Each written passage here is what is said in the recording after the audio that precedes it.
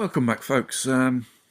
This archaeology thing of a Ukraine conflict is getting more worse, and it's just going downhill. Well, NATO, all the top chief brasses, they've meted on Friday, I believe, result in pledging more weapons and arms to the Ukraine cause. There is an issue with Germany with their Leopard series tanks. They don't like the idea. These will end up in hands of third parties and being used against the Russians, because there is a World War II treaty on that. And when the Germans have surrendered in 1945, and it states basically that it'll be an act of war against the Russians if these tanks will be used against Russians on their turf, basically. The Russians said it'll be World War III. And then Moscow, the Russians are beefing up their air defence around that city because they got a sinking feeling sooner or later NATO's going to attack Russia. It may seem an absurd thing, but judging how things are going in this scenario, it's legitimate for them not to trust Western governments.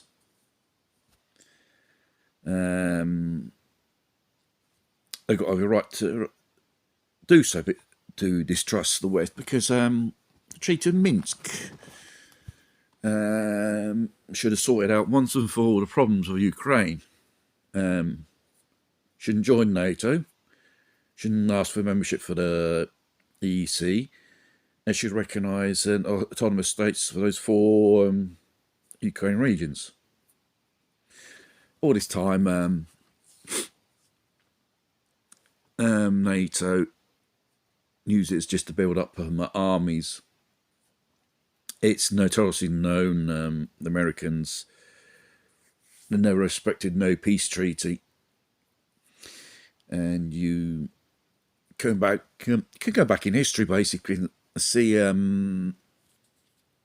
with the Indian nations, native Indians, in 300 years signing how many peace treaties, they've never respected it. And coming from a country which proclaims democracy and freedom, a bunch of hypocrites. What they do is just go around waging war. So there is probably NATO and the West will have to take a decision, because in the end supplying weapons to Kiev, they will be totally destroyed. And I think they know this, and NATO has to step in. At what costs? The consequences, socially, politically, and economically.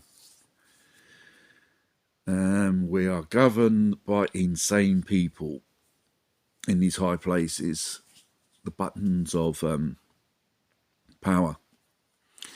And I talk a lot about regime change. Okay, they want to take out Putin.